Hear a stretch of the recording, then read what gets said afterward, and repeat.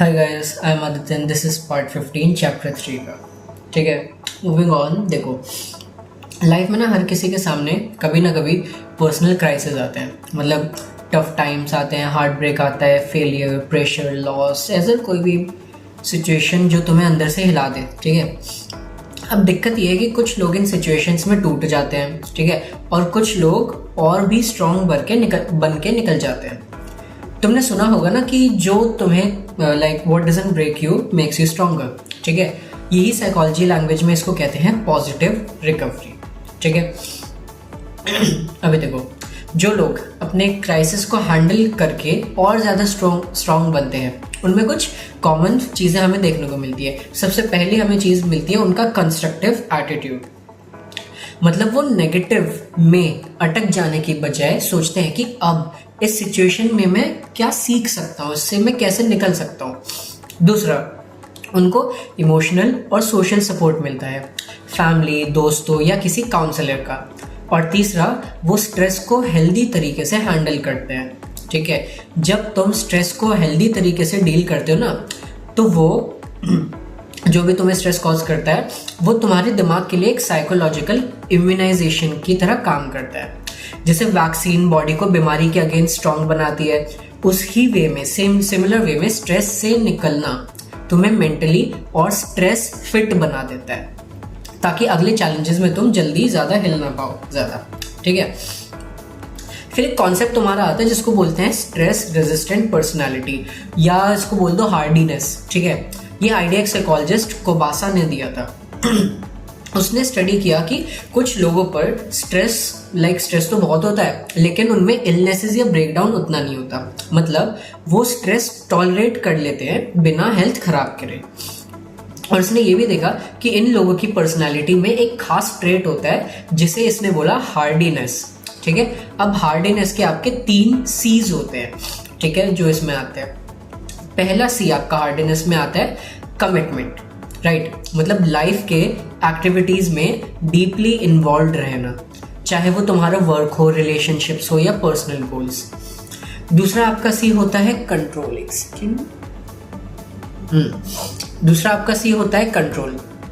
ठीक है, कंट्रोल में क्या होता है, आप ऐसा समझ लो अपनी लाइफ के अंदर के जो आउटकम्स हैं, ठीक है, उस पर बिलीव करना कि हाँ मैं अपने एफर्ट से सिचुएशन चेंज कर सकता हूँ। और तीसरा होता है चैलेंज। हर नई चेंज जो थ्रेट की बजाय एक अपॉर्चुनिटी देखने को मिलती है तुम्हें।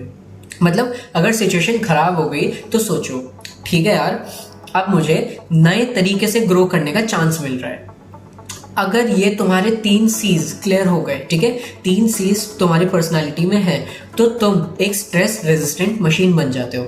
लेकिन अगर किसी में ये चीज़ें कम भी हैं तो भी मतलब इतनी ज़्यादा टेंशन नहीं है। असर्टिवनेस और रैशनल थिंकिंग जैसे लाइफ स्किल्स सीख के ये क्वालिटीज डेवलप भी तुम कर सकते हो अपने अंदर। इतना समझ आ गया? अब बात करते हैं life skills for positive health की। लाइफ स्किल्स बेसिकली वो एबिलिटीज हैं जो तुम्हें चैलेंजेस फेस करने और अपनी लाइफ को इफेक्टिवली बैलेंस करने में हेल्प करती है। समझ आ गया? इनको हम बोलते हैं talent. Like it's not like talent होता है लोगों में, ये चीज़ें ना लाइफ के साथ आप सीखते हो।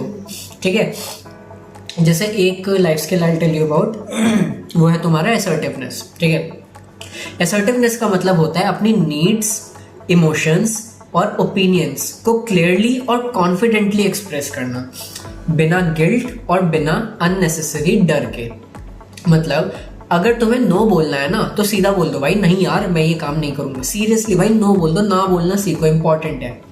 असर्टिव लोग यूजुअली अपने आप को ज़्यादा रिस्पेक्ट करते हैं, ज़्यादा सेल्फ एस्टीम होता है उनमें, और अपनी पर्सनल आइडेंटिटी को स्ट्रांग बनाए रखते हैं। दूसरा स्किल है आपका time management. So I was saying कि अगर तुम्हें लगता है कि दिन हमेशा तुम्हारा कम पड़ जा रहा है, ठीक है, टाइम कम पड़ रहा है, स्ट्रेस टाइम की वजह से हो रहा है, तो तुम्हें अपना टाइम मैनेज करना सीखना होगा। ये सिंपल फॉर्मूला है, अपनी प्रायोरिटीज पे ध्यान दो। ठीक है, जो काम इम्पॉर्टेंट है उसे पहले करो, अननेसेसरी चीज़ें डेलीगेट करो या अवॉइड करो। डेलीगेट मीन्स कि किसी और पे डाल दो, ठीक है, जो उसको कर पाए। और टाइम को एक एनिमी की जगह एक एसेट की तरह देखो। ठीक है, अगर तुम सारी चीज़ें सही प्लान करोगे तो स्ट्रेस फ्री फील करोगे। तीसरा स्किल है आपका रैशनल थिंकिंग। सॉरी भाई साहब बहुत चढ़ रहा है अब नाक पे जुकाम। सो आई वाज टॉकिंग अबाउट तीसरा स्किल है तुम्हारा रैशनल थिंकिंग।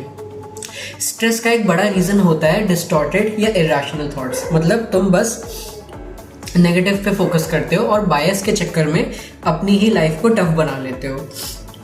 रैशनल थिंकिंग तुम्हें सिखाती है कि अपने नेगेटिव बिलीव्स को चैलेंज करो और उनकी जगह पॉजिटिव और रियलिस्टिक सोचो। एग्जाम्पल के तौर पे ले लो, जैसे मैं हमेशा फेल हो जाती हूँ, ठीक है, इसको रिप्लेस करो कि मैं गलतियों से सीखती हूँ और अगली बार और अच्छा करूँगी।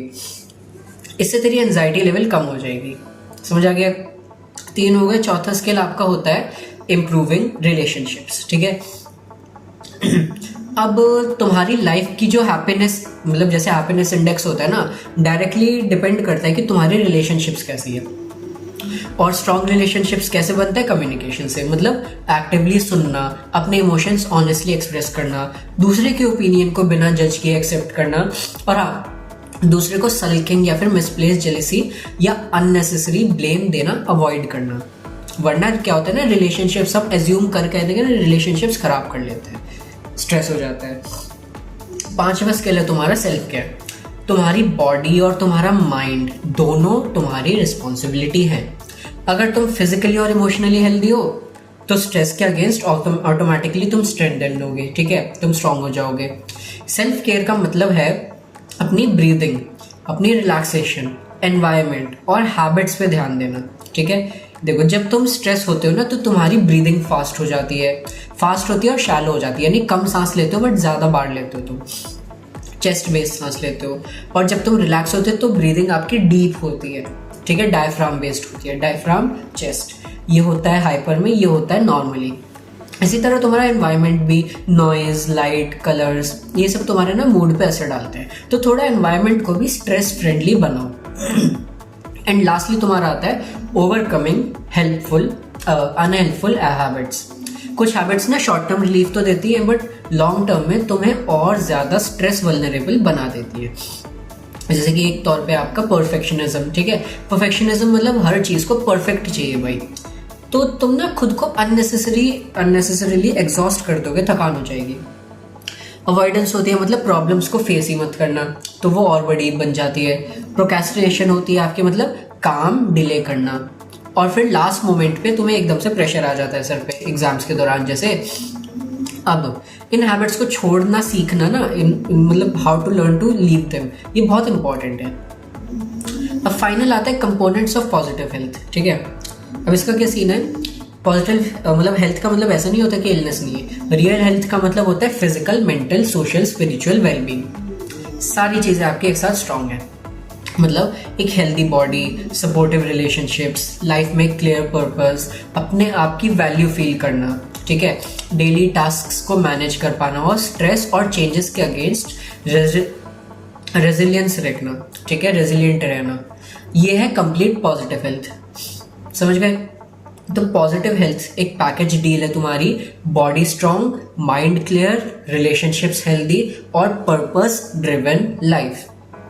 अगर तुम ये सब बिल्ड कर लोगे तो कोई भी स्ट्रेस या क्राइसिस तुम्हें तोड़ नहीं पाएगा, बल्कि तुम और स्ट्रांग बन के निकलोगे स्ट्रेसेस से, ठीक है।